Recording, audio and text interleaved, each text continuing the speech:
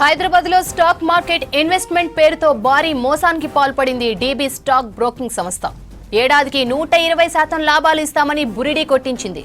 7,000 కోట్ల స్కామ్ కు పాల్పడింది. హైదరాబాద్ లో 20,000 మంది బాధితులు ఉన్నారు. హైదరాబాద్ ఎకనామిక్ అఫెన్సింగ్ వింగ్ ఎదుట బాధితులు ఆందోళనకు దిగారు. 2018 నుంచి డీబీ స్టాక్ బ్రోకింగ్ సంస్థ పెట్టుబడులు స్వీకరిస్తోంది.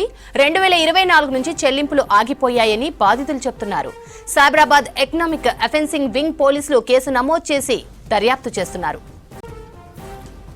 మరిన్ని అప్డేట్స్ ధనరాజ్ అందిస్తారు. ధనరాజ్, డీబీ స్టాక్ బ్రోకింగ్ సంస్థ స్కామ్ కి సంబంధించిన డీటెయిల్స్ ఏంటి?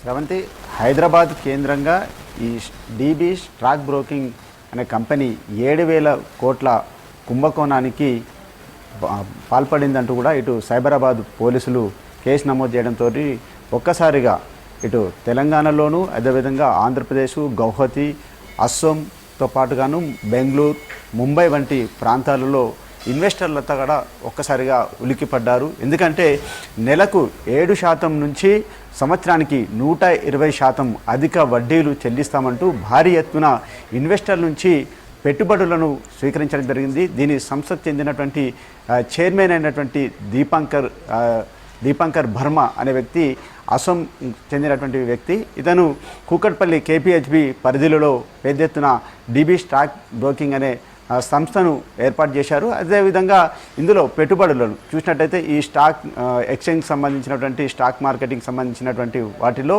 పెద్ద ఎత్తున పెట్టుబడులను స్వీకరించడం, వారికి తిరిగి పెద్ద మొత్తంలో అధిక వడ్డీలలో చెల్లింపులు చెల్లిస్తానంటూ కూడా ఈ స్టాక్ బ్రోకింగ్ నడిపినటువంటి క్రమంలోనే పెద్ద ఎత్తున ఇందులో చూసినట్టయితే పెట్టుబడిదారులంతా కూడా చేరడం జరిగింది. ఇందులో ఇప్పటివరకు చూసినట్టయితే అంటే ఒక మణికొండకు చెందినటువంటి పంచాక్షర్ అనే వ్యక్తి 11 లక్షల రూపాయలను పెట్టుబడి పెట్టాడు. ఆ తర్వాత అతనికి వచ్చేటువంటి లాభాలన్నీ కూడా ఆగిపోవడం, ఆ తర్వాత ఈ డీబీ స్టాక్ బ్రోకింగ్ కంపెనీ మోసానికి పాల్పడిందంటూ కూడా ఇటు సైబరాబాద్ పోలీసులను ఆశ్రయించడంతో ఈ కుంభకోణం బయటికి రావడం జరిగింది. అయితే ఇందులో చూసినట్టయితే 20,000 మంది బాధితులు ఉన్నట్లుగా ఇప్పటికే సైబరాబాదు ఎకనామిక్స్ అఫెన్స్ వింగ్ పోలీసులు దర్యాప్తులో బయటపడినటువంటి విషయం.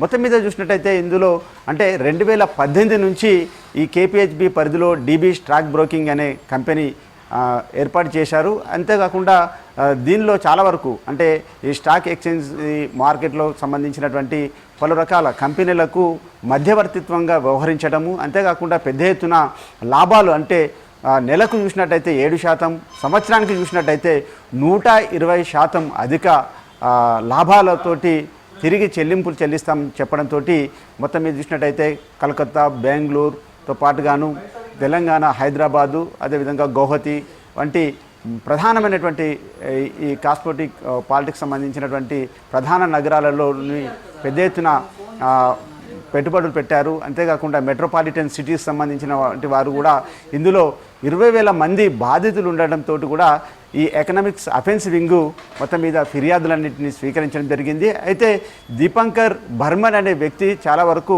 అతను గౌహతికి చెందినటువంటి వ్యక్తి. ఇక్కడే 2018లో ఈ కంపెనీ డీబీ స్టాక్ బ్రోకింగ్ను ఏర్పాటు చేయడం, మొదట్లో పెట్టుబడి ఇన్వెస్టర్లు ఎవరైతే పెట్టుబడి పెట్టారో ఇన్వెస్టర్లందరికీ కూడా చెల్లింపులు భారీ ఎత్తున ఇవ్వడంతో కూడా చాలా వరకు ఆశతోటి అధిక అయినటువంటి వడ్డీ వస్తుంది కాబట్టి చాలా వరకు వాళ్ళు ఇన్వెస్టర్లు పెట్టుబడులు పెట్టి ఇలా అంటే కొంతమంది చూసినట్టయితే రకరకాల అంటే చిన్న చిన్న కంపెనీల ద్వారా పెట్టుబడి పెట్టడం, సాఫ్ట్వేర్ చెందినటువంటి వాళ్ళు కూడా ఇందులో పెట్టుబడులు పెట్టడంతో కూడా భారీ ఎత్తున కోట్లాది రూపాయలు మోసపోయినటువంటి బాధితులు కూడా ఇందులో ఉన్నారు.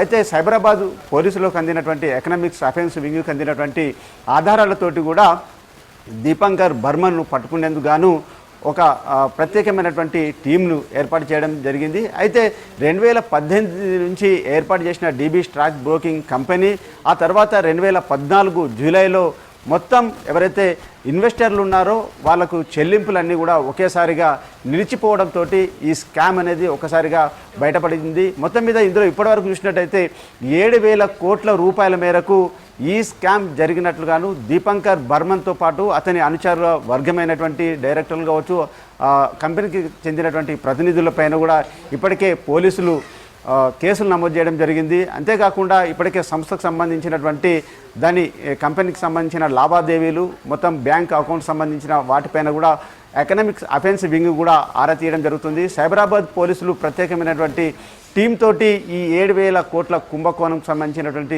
దర్యాప్తు బృందాన్ని కూడా ఏర్పాటు చేయడం జరిగింది. అయితే దీపాంక్ బర్మా దేశం విడిచి విదేశాలకు అంటే ఆస్ట్రేలియా వంటి ప్రాంతంలోకి అతను పారిపోయినట్లుగా ఇప్పటికే పోలీసులు గుర్తించారు. ఇక ఈ కంపెనీలో మోసపోయినటువంటి బాధితులంతా సుమారుగా 20,000 మంది బాధితులు ఉన్నట్లుగా ఇప్పటికే గుర్తించారు. వాళ్ళంతా కూడా తమకు న్యాయం చేయాలంటూ ఇటు సైబరాబాద్ పోలీసులను ఆశ్రయించడంతో ఈ కుంభకోణం అనేది వెలుగులోకి రావడం జరిగింది. శ్రవణ్.